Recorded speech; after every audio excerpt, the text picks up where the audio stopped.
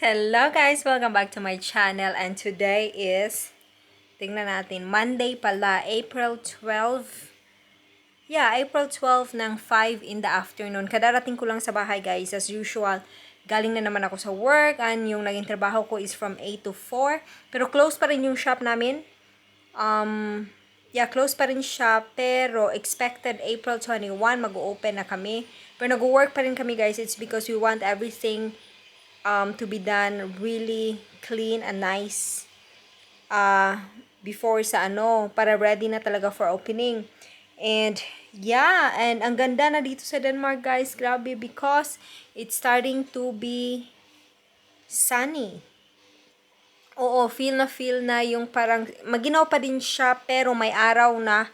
And nagbo-bloom na lahat. Nakita ko sa inyong labas, sobrang ganda. Yan. So, yan na ang labas, guys. Sobrang ganda, maaraw, and madami na ding mga taong naglalakad-lakad. Hindi kita ngayon, but then, normally, mga ganitong oras, doon sila banda. Kita ba? Doon sila banda. Kasi isang parang malaking park yan, na nasa parang forest, ganyan. So, yan, ang ganda ng araw. So yun guys, sobrang busy kasi nga kadarating ko lang from work, pero aalis din ako, nagbihis na nga ako ng ganito kasi alis din ako, pupunta kaming parang yung tiny house namin, and I need to do the scroll namin yung kasi si Martin ginagawa namin ngayon yung parang terasa or veranda, ano bang tawag, yung parang tambayan sa labas ng bahay. So medyo mahirap sa kanya yung mag-screw kasi malapit sa lupa. So ako, maliit ako, so I'll do it. Yeah, and yung maingay na yan is si Martin yan, nasa kitchen siya, nagagawa siya ng, anong tawag yan? Maggagawa daw siya ng pizza mamaya, and then right now he's doing the dough. So ganyan-ganyan lang. Pakita ko sa inyo. So yan guys, ang ginagawa niya, he's making his own dough. Maingay dahil sa machine. So yan, gagawin yung pizza mamaya. Medyo madami ang gagawin ni Martin kasi mamimigay daw siya sa kapitbahay. May dalawa kaming kapitbahay dito na mga lalaki, tapos single guy, no. Medyo matatanda na sila, pero inofera ni Martin na he's gonna make pizza, so he's gonna make pizza for them also, para hindi na sila mag-prepare ng food kasi naman 'di ba nag-iisa lang sila. Dalawa sila pero parehas na single, tapos magkapit-bahay kami dito. So yun yung gagawin. Hello guys, welcome to my channel. Okay, papunta na kaming koloni Heva Husel, but tatawagin ko lang siyang tiny house. So pupunta kami doon and to do some work, and then after noon, uwi, kain, tulog.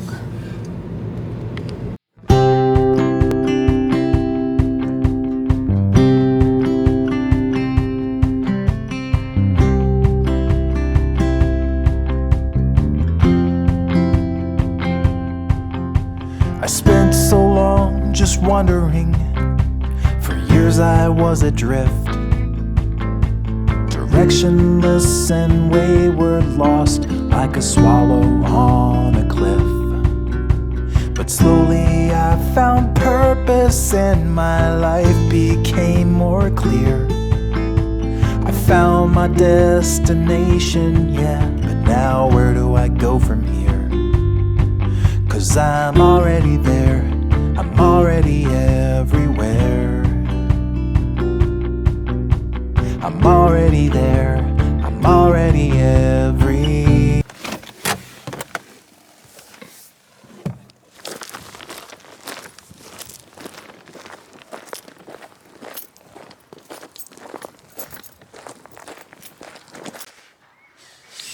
We're almost done for the day, guys. Ginawa ako nag-scroll niyan. Diyan. Lahat yan.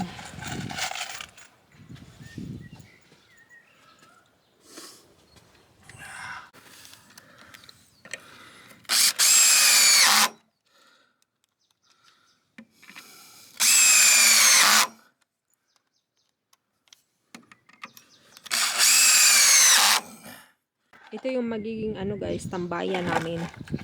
Parang terasa namin dito. Ito yung parang harap. Then meron din dun sa likod. Ginawa siyang ganito daw. Para may space kami na upo. There. Bali, pag ganyan, tapos may pababa din. Nakauwi na din kami sa bahay guys. And Martin is in the kitchen again. He's gonna make his pizza. I hope the dough is ready. And ano na ngayon? Anong oras na ba? Almost 8 na ng gabi pero maaraw pa rin. Kumakain ako ng chips.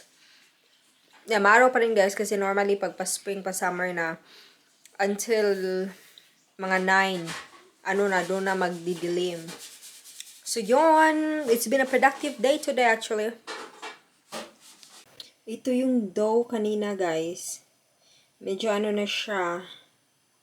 Lumaki na siya. Ito yung pizza oven ni Martin.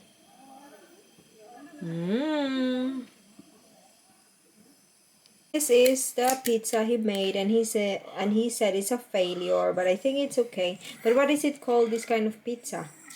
Pizza with sausage, I don't know. I don't know So the you name. just made it up? It's a pizza with vinegar. Ah, And I cut a hole in the bottom, so I made a file. okay, You can it's see the fine. file here. Anyway, let's eat. So, kain tayo guys. Try ko if masarap ba. Masarap to for sure.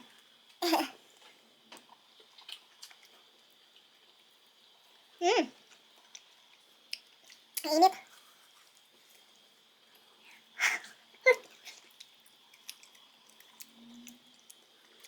Gumawa siya ng dalawa guys before and then he delivered it to the neighbors. Tapos ito, pangatlong gawa niya. Yung dalawa perfect, yung binigay niya. Ito pangatlo, nagawa hindi perfect. Pero, same.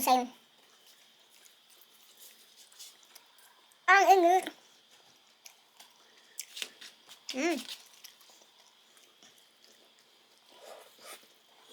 Sarap. Kain muna kami.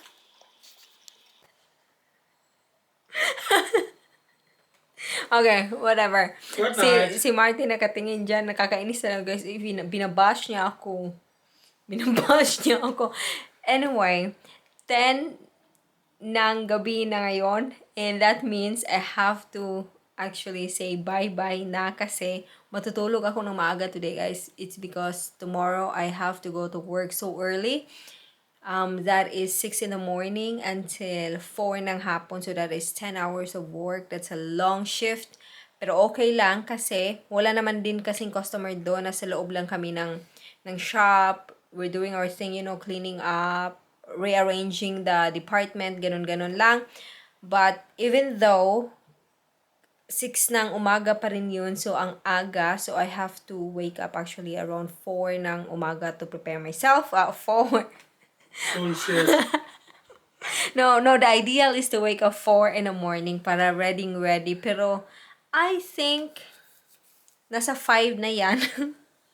Ewan ko, let's see. But then, that's it, guys. I have to sleep now. And I hope you guys is also, I don't know. Ano ba masasabi ko? Good night na din sa inyo ha. Good night sa inyo lahat. Can you please comment and say good night below? Comment in the box and just say good night.